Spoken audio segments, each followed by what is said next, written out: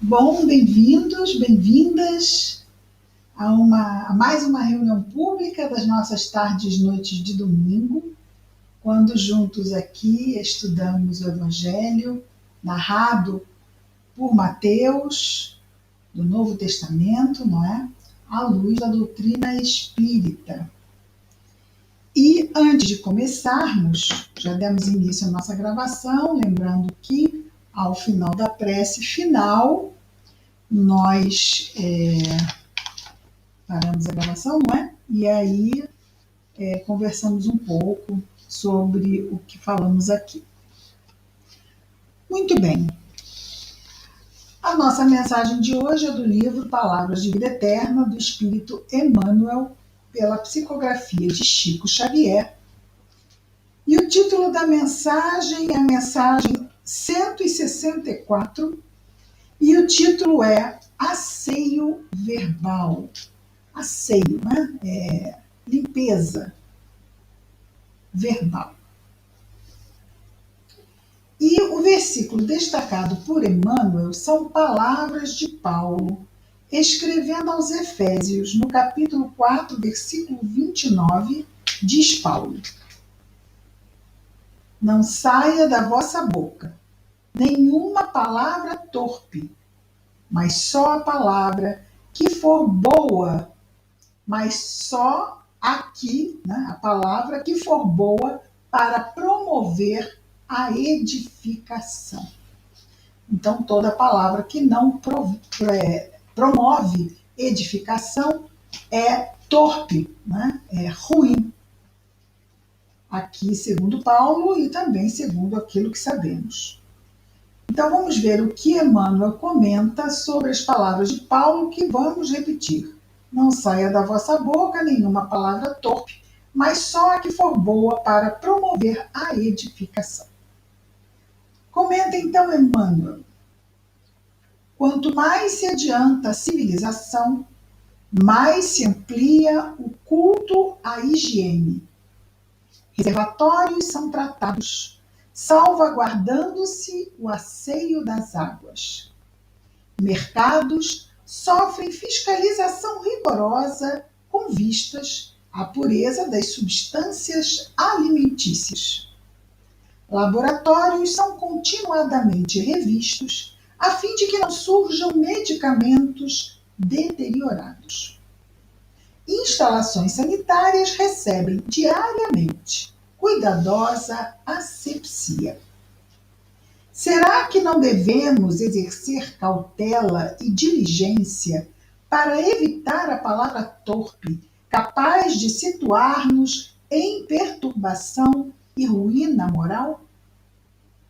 Nossa conversação, sem que percebamos, age por nós em todos aqueles que nos escutam.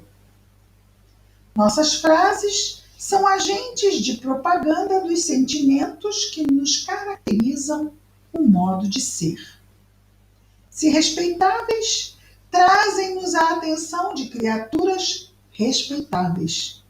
Se menos dignas, carregam em nossa direção o interesse dos que se fazem menos dignos. Se indisciplinadas, nos sintonizam com representantes da indisciplina. Se azedas, afinam-nos de imediato com os campeões do azedume. Controlemos o verbo para que não venhamos a libertar essa ou aquela palavra torpe. Por muito esmerada nos seja a educação, a expressão repulsiva articulada por nossa língua é sempre uma brecha perigosa e infeliz, pela qual perigo e infelicidade nos ameaçam com desequilíbrio e perversão. É um chamamento muito forte aqui de Emmanuel sobre o que falamos, não é? Vamos orar. Querido Jesus, Mestre amado, Obrigado, Senhor, por estarmos aqui em mais esta semana.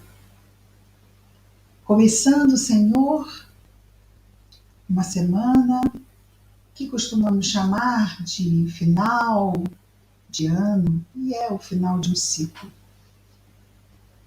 E terminando agora uma semana em que comemoramos das mais diversas formas a tua chegada entre nós, a fim de nos trazer o Evangelho, Senhor. Quantas alegrias, quantas bênçãos recebemos, mais ainda. Que as tuas bênçãos continuem com todos nós, encarnados e desencarnados, em especial, Senhor, aos nossos irmãos que estejam, pelo motivo que for, Senhor, em sofrimento. Abençoa-os, abençoa-nos a todos, hoje e sempre, graças a Deus. Bom, nós estamos no capítulo 10 da narração de Mateus. Estamos vendo aqui o trecho que fala sobre as perseguições. Ora, serão perseguidos aqueles que estivermos perseguindo Jesus, né? Então é a perseguição positiva, nós seguindo o Senhor, porque perseguição tem um tom negativo, não é? Perseguição é aquele seguir obstinado, geralmente com fins ruins. Mas nós, como viemos da sombra, não é? Nós seguimos Jesus num tom de perseguição. Porque precisamos tanto dele que não podemos nos abster de buscá-lo a todo instante. Embora, é claro, ainda marcados pelas nossas invigilâncias e quedas ainda naturais, mas levantamos e continuamos. Onde está? Lá está ele. Vamos atrás dele.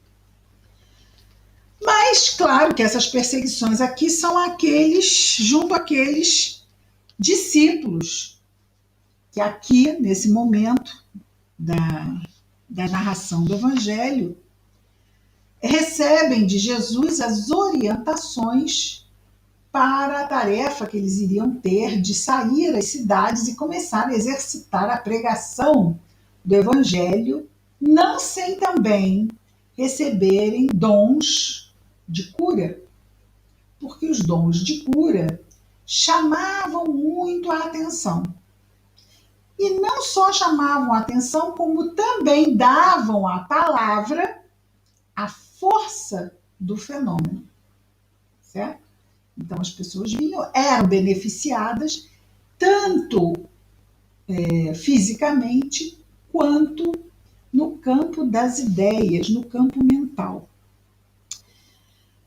Então temos aqui que nós terminamos aqui na semana passada. Vamos ver aqui o versículo que vimos por último. Não temais, não é? Porque estamos falando de perseguição. Perseguição já vimos que não é uma coisa muito positiva, não é? As pessoas que perseguem não têm, na sua maioria absoluta, intenções de fazer o bem, não é? Perseguir uma intenção mesmo negativa. Então, perseguições podem estimular o temor. Por isso, Jesus não diz apenas uma vez, não é? Diz mais de uma, para que não temais. Não temais. No imperativo. Ele não está aconselhando. Ele está sendo assertivo. Olha, seria bom se vocês não temessem. Não é assim. Não temais. Como a energia de Jesus é extremamente indutiva, principalmente, claro, né, junto àqueles que o buscam e que desejam a sua orientação. Então, quando Jesus diz algo, já toca. Mas quando ele diz algo afirmando imperativamente, não só toca como move. Então ele diz aqui no versículo 28, não temais os que matam o corpo. Nós tememos quem mata o corpo? Tememos, não é? Verdade, tememos. Mas ele diz para não temer, a gente sabe aqui, intelectualmente, que a morte não existe, que não há por que temer, principalmente se estamos no bom caminho, nós sabemos, mas vem um instinto. É um instinto. Por quê? Porque ainda somos espíritos numa fase não muito avançada. Então, os instintos que promovem, vamos dizer, os cuidados desta matéria ainda nos chamam muito e, por vezes, chamam de tal forma que podem até comprometer o nosso discernimento. Daí, de novo, lembrando, vigiar e orar para não cairmos em tentação. Mesmo essa tentação que coloca o corpo físico acima dos interesses do espírito. O corpo físico é importante? Sim, claro. É ele que nos promove a oportunidade de estarmos aqui encarnados. É importantíssimo, se usarmos mal, vamos responder por isto. Porque nos é uma ferramenta, um instrumento cedido por Deus para o nosso aproveitamento. Portanto, temos muita responsabilidade com este corpo. Mas este corpo nos serve e não nós a ele.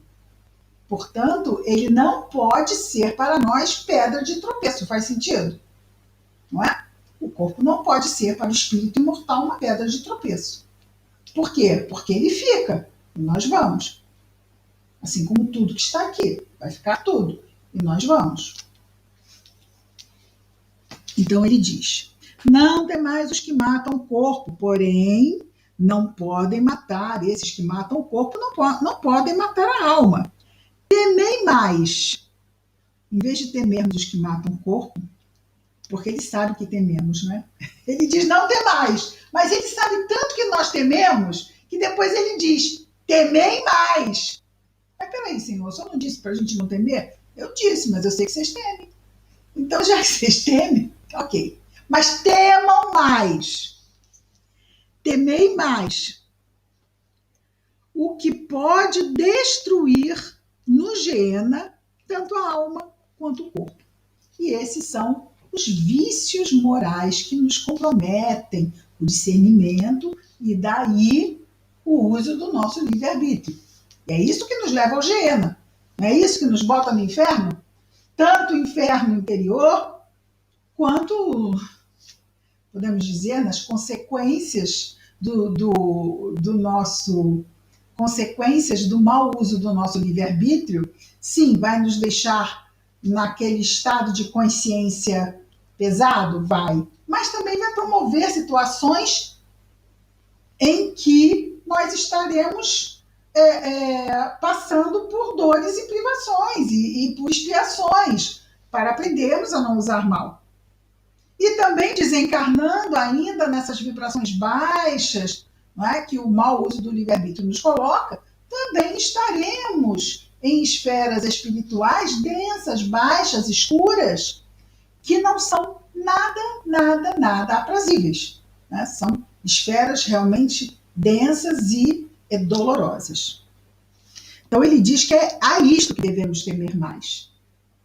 As conjunções ou as injunções que nos fazem escolher mal. E sobre essas injunções não somos passivos. Não estamos expostos. Mas foi isso que aconteceu na minha vida e por causa disso eu caí. Fica simples, não fica? Por causa disso eu caí.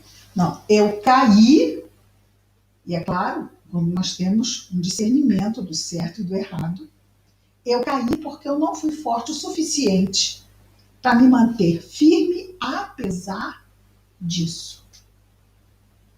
Não é? Porque, claro, situações difíceis vêm na vida de todos, não vem? Eu agi mal porque aconteceu isso na minha vida. Mas tem pessoas que acontecem isso na vida e não agem mal. Não é verdade? Pode ser que elas passem mais privações? Pode ser. Pode ser que elas passem por dissabores maiores e talvez até mesmo transtornos, dores maiores, porque são os atalhos, não é? Ah, mas eu fui por aqui porque queria resolver, não queria me expor. Sim, mas esse atalho, o caminho do bem, ele não comporta atalhos, não é? Os atalhos geralmente são os desculpismos que não nos levam a usar mal o livre-arbítrio. Ah, eu fiz isso por causa daquilo. Então a gente justifica um erro com alguma situação que poderia ser enfrentada. Não, repetimos, muitas vezes, de uma forma que não seja dolorosa. Por exemplo, vingança. Vingança. Tem pessoas que cometem crimes por vingança e justificam, não é? Aquela história de fazer justiça. Sim, eu matei, mas eu matei porque ele matou o meu filho. Então eu estou justificando o meu erro por causa de uma situação em que eu digo não haveria outra forma de lidar com isso, mas outras pessoas lidam de outra forma sem cometer crimes, não é? Então, enquanto nos respaldamos, nos escoramos em desculpas que tentam justificar erros, dificilmente a gente consegue sair desta malha, né, de armadilhas que nós mesmos tramamos contra nós. Precisamos estar atentos. E não nos colocarmos nesses hienas, não é?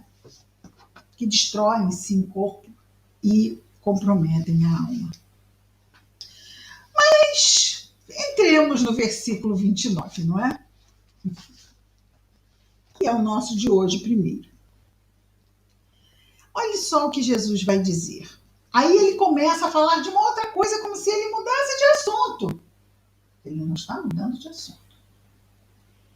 Ele fala de temor, não fala? Está falando de temor, que não temamos. Que em vez de temermos aquela coisa ruim que está na nossa vida e a gente diz, não, eu posso enfrentar isso, então eu vou fazer algo ruim, ele diz, não, tema isso. Tema algo ruim que você possa fazer, porque isto pode te comprometer. Outro tirar a sua vida não te compromete. E sobre o temor, lembra? Jesus está falando sobre perseguições. E diante de uma perseguição, nós tememos. E aí ele vai falar algo para reforçar a nossa... Alguém vai falar? A nossa fé. Né? Muito bem. Ana Vanessa falou fé, não falou, Ana Vanessa? Falou. Para reforçar a nossa fé. Ele vai falar algo para reforçar a nossa fé. Porque a fé fortalecida, ela consegue combater o temor, não é mesmo? Vejamos o que Jesus nos diz. Olha, não se vendem 2 pardais por um asse. Um asse, o que é um asse? O asse romano corresponde a aproximadamente a 16ª parte de um denário, o que equivaleria a um pouco menos da metade de 1 centavo. Ou seja, 2 pardais valem muito ou valem pouco? Dinheiro. Né? Valem pouco. 2 pardais valem pouco. E Jesus pergunta, não se vendem 2 pardais por um asse, e nenhum deles cairá sobre a terra sem consentimento de vosso Pai. Então, olha o pardalzinho. 2 vale um asse. Imagina ele nem falou de um pardal. Ele já trouxe logo 2, para ver se vale tudo muito pouquinho. Né? Em termos de valor.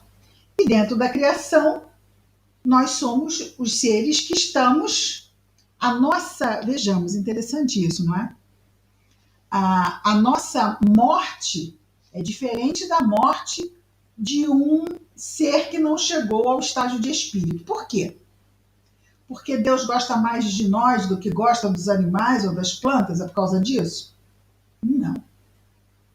A nossa morte é diferente da morte de uma planta ou da morte de um animal, porque a nossa morte tem um sentido moral. A nossa morte, na nossa vida, tem um sentido moral. A morte do animal, na vida do animal, não tem um sentido moral. Tem um sentido puramente evolutivo, animicamente, não moralmente. É claro que, vejamos que eu disse que a morte de um animal tem um sentido não moral para o animal. Mas a morte de um animal tem um sentido moral para aquele ser humano que a promove, não tem? Perceberam a diferença? Então, tudo na nossa vida de espírito imortal, incluindo a desencarnação, tem o seu sentido moral. E isso dá uma qualidade diferente a essa experiência. Então, nós estamos numa outra etapa. E essa outra etapa, ela vai nos qualificando como corredores, como está logo no início lá, de O Livro dos Espíritos. Então, é algo assim muito precioso o acerto e o erro das nossas escolhas morais, do uso do nosso livre-arbítrio. Daí, toda vez que tivermos uma escolha, estivermos diante de uma escolha, seja ela qual for, reflitamos um pouco. Porque se a vida, se a providência divina nos colocou essa situação, é para que nós exercitemos o livre-arbítrio. Ali estaremos sendo testados, provados na qualidade. Nós vimos logo na página inicial sobre a escolha das palavras. A escolha das palavras. Parece uma coisa tão banal. Uma conversa aqui na esquina, e, no entanto, não existe situação nenhuma banal na vida de um ser humano. Não existe. É claro que para o animal também não existe nenhuma situação. A vida da formiguinha é preciosa para esta formiguinha, não é? Então, ok, vamos entender isso sem desconsiderar a importância de todo mundo, de toda os graus evolutivos, não é? Mas nós estamos falando aqui da nossa experiência como seres humanos. E aí Jesus destaca: nenhum deles, nenhum dos pardais cairá sobre a terra sem consentimento do vosso Pai. Todos os cabelos da vossa cabeça estão contados. Ah, então qualquer espírito superior sabe quantos cabelos tem na nossa cabeça? Não, não é isso que Jesus quer dizer. É aquilo que se traduz pela ideia de que a letra mata, o espírito vivifica. É que nem conversar com um jovem de 12 anos. Se você fala uma metáfora, ele pega você e você está querendo dizer isso? Não, não. Difícil. Então, Jesus está usando aqui uma metáfora, uma ideia para nós fazermos uma correlação moral, espiritual. Deus é onisciente. Na sua onisciência, é interessante que Jesus falasse: porque Deus é onisciente. Oi? Então ele falou de uma forma extremamente entendível. Sabe tudo, sabe tudo, sabe tudo. Para saber quantos cabelos tem na cabeça, sabe tudo, né?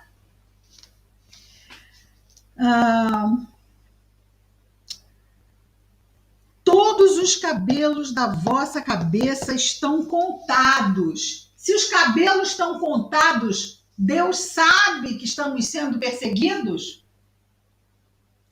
Sabe. Deus sabe quem nos persegue? Sabe. Sabe o porquê da perseguição? Sabe. Então está, né, como diz, está tudo dominado. Né? Está tudo sob controle. É esse sentimento de segurança. Segurança. Como uma criança que sai pela rua, pode atravessar uma rua movimentada, mas ela está de mão com o pai ou com a mãe. Então ela atravessa a rua segura. Ela não tem medo de que alguma coisa possa acontecer a ela, porque ela se sente segura. Se ela estiver sozinha no meio da rua, né, provavelmente pode acabar até atropelada, porque não vai saber lidar com aquela situação. Então, essa segurança, né? A fé vai nos trazer essa segurança, que, de novo, vai atuar contra o temor. Portanto, ele repete no versículo 31, todos os cabelos estão contados? Portanto, não temais. Vós valeis mais do que muitos pardais. Olha que coisa mais linda! Olha que coisa mais linda! Vós valeis muito mais do que muitos pardais. E aí nós lembramos de uma outra fala de Jesus, não é? Sobre os lírios do campo, não é? Que não tecem nem fiam, e, no entanto, nem Salomão, em sua grandeza, se equiparou a um deles. Então, se Deus cuida dos lírios do campo do jeito que cuida, como cuidará de nós? Então, de novo, fé, confiança em Deus. Vejamos que aqui Jesus não arroga para ele: tenham confiança em mim. Jesus leva ao Pai. Eles serão perseguidos por serem discípulos de Jesus. Mas Jesus está aqui, ou esteve aqui, continua aqui, por decisão e vontade divina. Então, se nós temos Deus, que envia Jesus,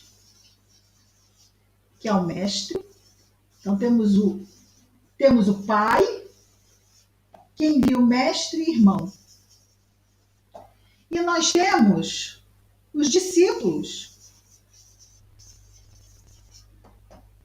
que, né, todos aqueles, as ovelhas, né, as que seguem a voz do pastor, que estão aqui também enviadas pelo Mestre. Então é o Pai enviando o Mestre enviando os discípulos. Mas Jesus não se coloca como a figura primeira, principal, a mais importante. Não.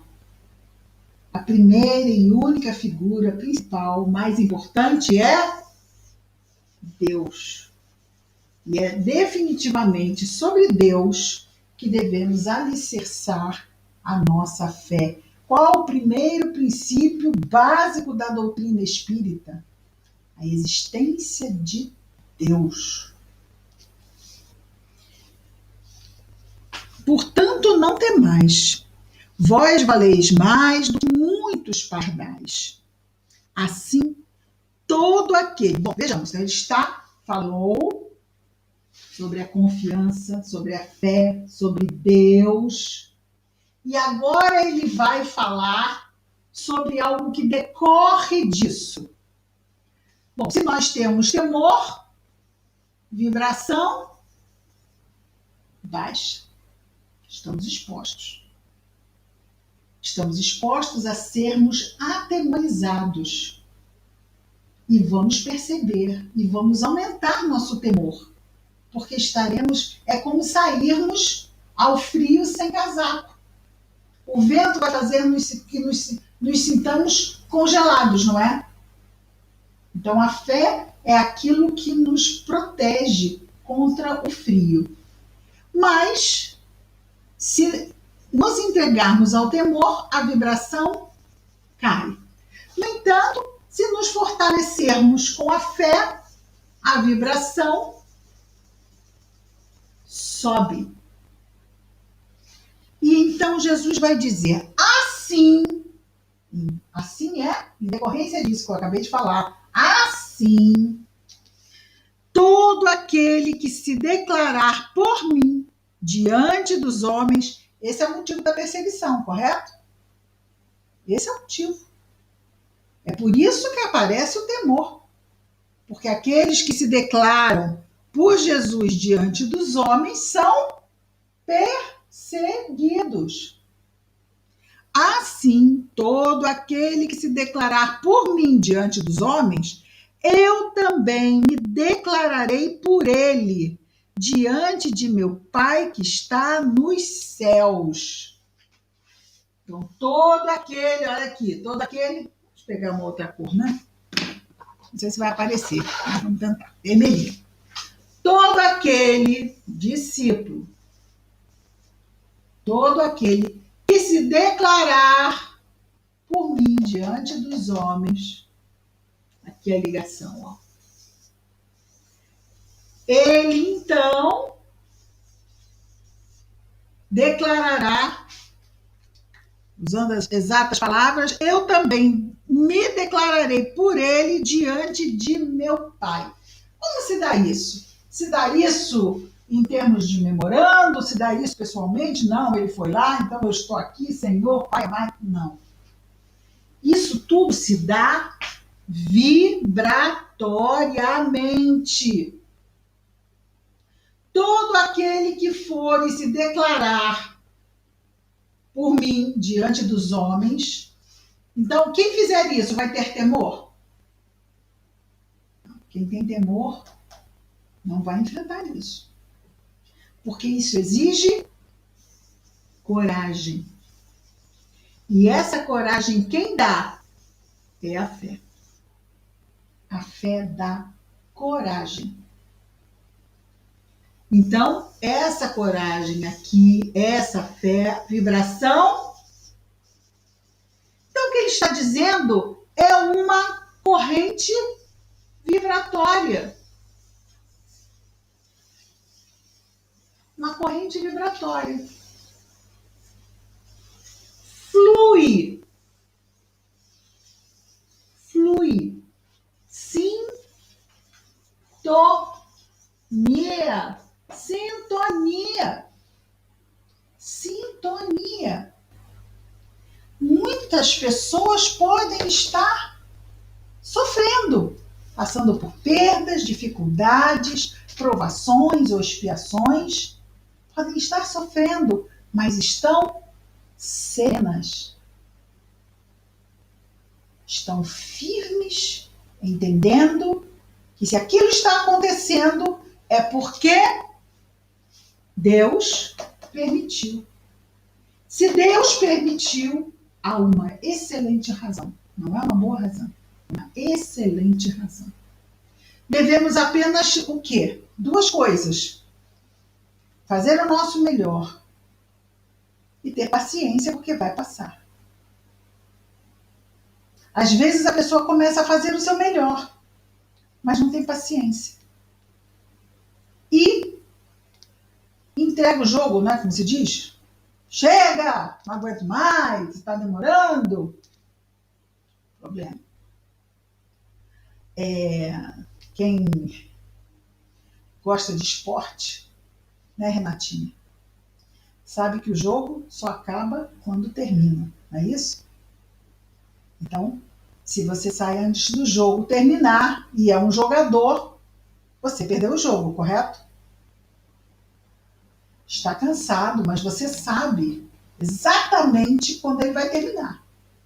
Ou no ponto número X, ou no basquete, quando der o número, quando terminar aquele tempo, vai acabar. Então, se nós sabemos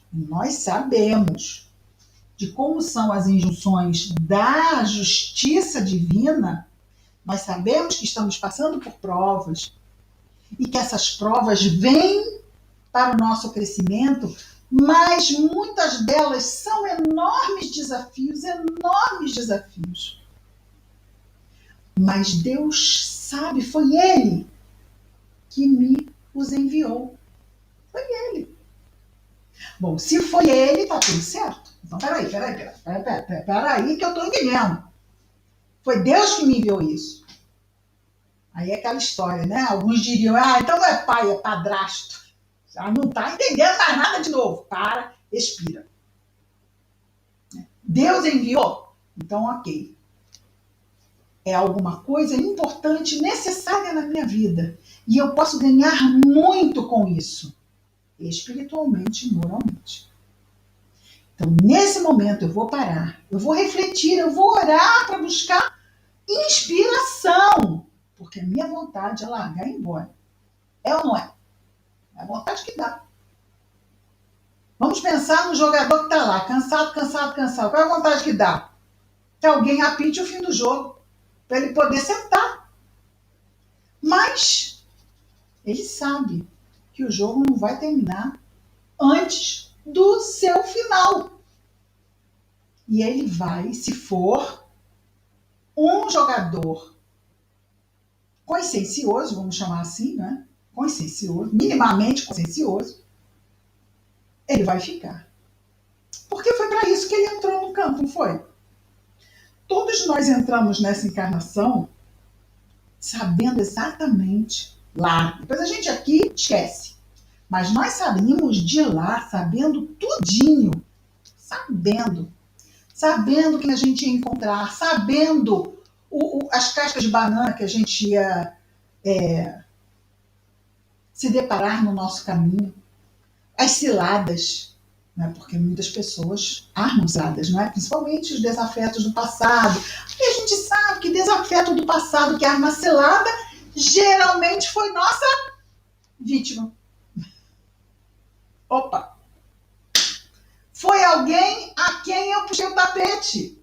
Aprendeu comigo e decidiu puxar o meu. Não conseguiu dar a volta por cima no sentido de ganhar com isso e perdoar. Continuou preso numa situação em que ele poderia ter saído também. Então, da mesma forma, as situações vão nos chegar pedindo para que a gente tenha calma de não se deixar levar por impulsos. Porque os impulsos, geralmente, não são bons conselheiros, na medida em que nós somos ainda espíritos imperfeitos. Então, o impulso, quando chega, ele chega com a nossa sombra. Se a gente quer agir com luz, nós somos espíritos iluminados? Quem aqui é, por favor, levante a mão. Ainda não, né? Mas, se nós buscarmos a prece, eles vêm a nós e vão nos inspirar respostas e escolhas iluminadas. São aquelas mesmo, aquela cola, né? Tipo assim, olha, eu aconselho você... Eles não dizem pra gente fazer, mas eles aconselham, até porque nós estamos pedindo. Se não pedir, eles não vão falar. Mas se nós pedirmos... E o que Jesus diz sobre pedir? Que a gente peça. Que tudo que a gente pedir em nome dele... Olha de novo a sintonia. Tudo que nós pedirmos em nome dele, que vamos receber. Então, se nós estamos passando um momento difícil, se nós queremos fazer uma boa escolha, olha, nós buscamos sintonia com o mestre. Mas nós estamos enfraquecidos, nós estamos desanimados, nós estamos frágeis. Vamos orar. E vamos buscar no alto o poder para nos fortalecermos diante da situação. E assim evitarmos a queda. A queda, ela pode ser evitada. Não é? Muitas vezes a gente percebe isso quando? Depois que caiu. A gente fala assim, puxa vida, não precisava estar assim, não precisava ter chegado nesse ponto. Ok? Mas já estamos percebendo isso, mesmo depois? É o processo. Desculpe. Engasguei. É o processo. É o processo. A natureza não dá saltos e a gente não faz os insights e dos insights vai direto para o exercício pleno das nossas capacidades. Quem dera. Né? Os insights não é aquela luz assim que acende? Vocês já viram vagalume? Esse é o nosso insight, faz assim, aí apaga. O insight, às vezes ele leva tempo para chegar. A gente fala assim, vou, mas quando a gente vai, a gente já fica assim, não vale a pena. Então, aí sai e fez, precisamos de mais tempo. Certas situações exigem mais tempo, mais experiência. Dizem alguns, não caiu ainda o suficiente. Quando caiu o suficiente, o insight vem e a luz não apaga mais. Por quê? Porque a gente está cansado de evitar, protelar, adiar. E aí a gente, olha, quer saber? Eu estou perdendo tanto. Chega, não tem. Acabou, não quero mais. Agora eu vou enfrentar e seja o que Deus quiser. Esse seja o que Deus quiser é uma maravilha, né? Seja o que Deus quiser. Aí Deus vai falar assim, tem certeza? Por mim, fechou. Né? O que Deus quer o melhor para nós. Mas aí vem os desafios, né? Os desafios vêm, mas vêm permitidos por Deus, fortalecidos pelo Mestre nas suas lições. Não tem como dar errado. Dá errado? Dá errado. Mas, em tese, não tem como dar errado. Porque tudo vem, o tamanho da cruz, o tamanho do ombro, vem para dar certo. Bateu na nossa porta, é para dar certo. Mas pode ser que dê errado? Pode ser que eu erre? Pode. Isso é ruim? Não. Errar faz parte do nosso caminhar. Muitas pessoas dizem assim, eu não precisava ter errado. Respira. Errou? Errei. Se errou, é porque precisava ter errado. Vocês concordam? Quem não precisa errar, não erra. Quem erra é porque ainda precisa errar. Até que não erre mais, pelo menos naquilo. Às vezes você assim, não, eu errei, mas eu não precisava mesmo ter errado. Porque eu sabia que eu estava errando na hora que eu errei. Então, se eu sabia que eu estava errando na hora que eu errei, eu precisava errar mais uma vez. É quase como se eu dissesse assim, mas quem sabe, né? Vai no jeitinho, quem sabe. Né? Vamos dar mais uma desculpa, aquilo que a gente falou antes, né? Mais uma desculpa. Aí não tem jeito. Aí a gente acaba no final, dá errado de novo, claro, vai dar errado, porque uma escolha errada não pode dar uma consequência boa. E por fim a gente esgota tudo e diz assim, quer saber? É não mesmo. Seja o seu falar, sim. Não. E continuando com Jesus aqui, diz-nos ele. Mas, primeiro ele disse que quem se declarar por ele aos homens, que ele se declararia por eles diante de Deus. Sintonia, tudo fluindo. Mas quem me negar, ora, quem é que vai negá-lo? Um perseguido, correto? Ele está falando de perseguições. Então, quando ele fala daquele que o nega e daquele que não o nega, são os perseguidos. Quem o negar, o negará por temor. Quem não o negar, não o negará por coragem advinda da fé. Ok? Mas quem me negar diante dos homens, também o negarei diante do meu Pai que está nos céus. Cortou-se uma corrente, não é? Deixou de fluir. Estava aqui tudo muito bom, fluindo muito bem, mas o discípulo negou. Cortou o fluxo. Não flui mais. Quando Jesus diz que ele é o caminho, que ninguém chega ao Pai senão por ele, que é esse Jesus? É a vivência das leis de Deus que estão no Evangelho, que é a sua revelação. Revelação das leis de Deus. Ora, a vivência das leis de Deus não é a expressão do livre-arbítrio? Não é? Se nós vivemos as leis de Deus, é porque nós fazemos boas escolhas. Fazemos escolhas que estão de acordo com as leis de Deus. Não é? Assim também, se nós não vivemos as leis de Deus, não estamos usando bem o nosso livre-arbítrio.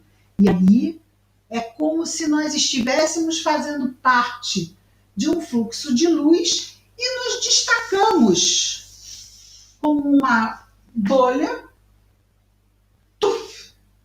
se destaca e começa a apagar e não participa mais desse fluxo. No caso, esse discípulo que negou por temor na perseguição. Tranquilo? Entendimento, ok?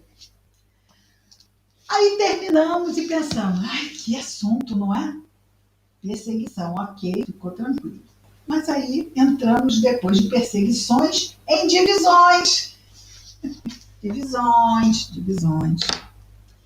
E diz Jesus assim, ora, é interessante porque parecem assuntos densos, mas não são.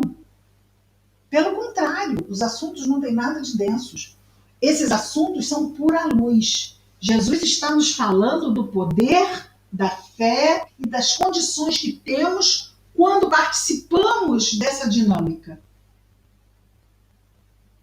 E, vamos imaginar, mas isso não pode ser o tempo todo. Tem horas que a gente fica vigilante e erra. Sim. Mas e o esforço? Não conta? O esforço conta. Qual é mesmo a definição do verdadeiro espírita? É aquele que contém as suas más tendências. Não é que ele não as tenha. Não é que, por vez ou outra, isso também apareça, mas vai aparecer se contido, vamos imaginar. Se contido é o que no passado era pura ira. Né? Está ali, é um impulso meu. Tem que conter? Tem que conter, porque somos aqueles cavalos fortes ali tentando arrastar. Tem que conter. Lembrando aqui, vou terminar para depois lembrar, espero que eu não esqueça, né? Lembrando aqui vamos imaginar que no passado a minha pura ira me levaria a uma vingança. Essa que a gente falou antes, né? Mas hoje, porque eu estou lá, né, segurando os meus corcéis, meus cavalos desembestados, eu não faço uma vingança, mas eu viro os olhinhos, eu olho com desdém e falo alguma coisa assim, bem, né? Ou, mas Deus está olhando, delego. Vou passar a justiça para Deus, né? Não, porque Deus vai fazer justiça. Deus vai fazer justiça. A gente vai ficar com todos os dentes. Aí algum poderia dizer, mas você, cristão, falando assim? Aí depois a gente respira fundo e fala assim. Ok. Aí segura mais um pouquinho. Ok. Deus vai fazer a sua justiça com muita misericórdia. Tem que ver se os dedinhos não estão cruzados, né? Aqui atrás. Mas olha, a gente pensa assim, que o anjo da guarda deve estar repreendendo. Se conheceu o vingador e a vingadora do passado, está dizendo o quê? Que bom! Que já não está mais pensando em se vingar e dar uma puxadinha básica de tapete, não é? Sem querer chutar a pedra na vidraça do outro. Opa! a pedra caiu da minha mão e quebrou a vidraça. Não, está aí contendo, mas é difícil conter de todo, né? Lembrando aqui o exemplo que eu ia dar do Chico, né? Aquele exemplo, né? Que nós conhecemos de trás para frente, de frente para trás, dele indo para o trabalho e o pessoal jogando sinuca às 6 da manhã no bar. E ele indo para o trabalho. E ele repreende mentalmente aqueles homens que estão às 6 horas da manhã, nem dormiram, emendaram a noite na bebedeira e estão lá na sinuca. E lá, mas isso aí, esses vagabundos, não fazem nada, são inúteis na vida. Emmanuel repreende, dizendo o quê? Eles estão muito bem. Chega uma coisa assim, né? Então eu sou bobo de estar indo trabalhar, né? Estou indo trabalhar e Emmanuel diz que eles estão muito bem, estão jogando sinuca às 6 da manhã, tem alguma coisa errada. Mas ele justifica, porque num passado bem próximo, eles estavam entregues ao crime, se entregavam ao crime. Então hoje eles estão na sinuca. É o ideal? Não é o ideal. Mas mostra que já há um caminho de melhora, de mudança. Isso é positivo? Claro que é positivo. Então, se hoje nós estamos controlando o verbo, não temos na página inicial o controle do verbo? Não é? É muito fácil falar palavrão, não é?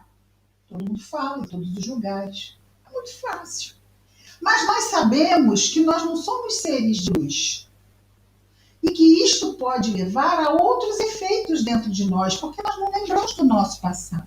Então, o que às vezes parece difícil, pode ser o primeiro passo também de uma reeducação mental, de nós estarmos puxando os freios. Não é? Então, é aquilo que estávamos falando hoje, há um pouco atrás, não é? A gente às vezes não dá valor a certas coisas, mas tudo que acontece conosco na nossa vida é muito importante. Nada é, mas isso não tem problema. Tudo pode se tornar um grande problema. Porque um incêndio grande começa num fogo que se encosta e alastra e lá vai. Então precisamos ter bastante atenção. Não vamos adiante nas divisões hoje para podermos ver com calma, já que estamos já no nosso horário. Portanto, hoje vimos do versículo 29 ao versículo 33. Semana, então, que vem, nós veremos. Já será hoje a nossa última semana do ano, gente, não é? É o último estudo do ano. Então, semana que vem já estaremos no mês de janeiro. Vamos ver aqui. Que dia é? Perdida. Alguém faz assim? 2, 3. É 3, não é? É 3, é dia 3, é dia 3. Eu já me lembrei que é dia 3. 3 do 1 de 21. Ora. Ai. Muito bem. Então agora nós vamos fazer a prece, depois vamos parar a gravação e depois vamos conversar um pouco.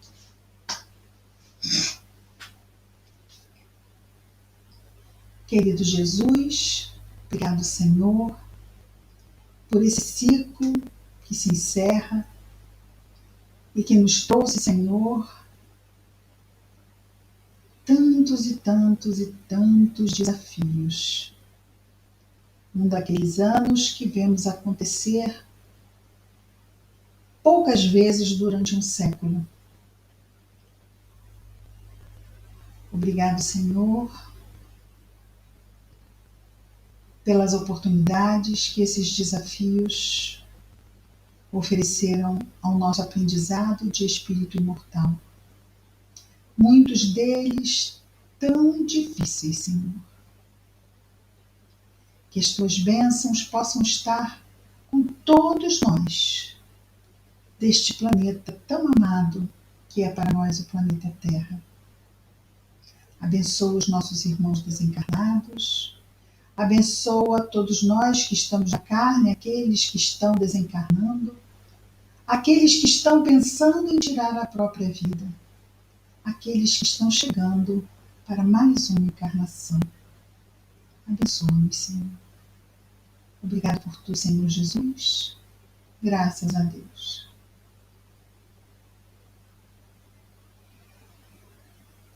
Vamos ver aqui.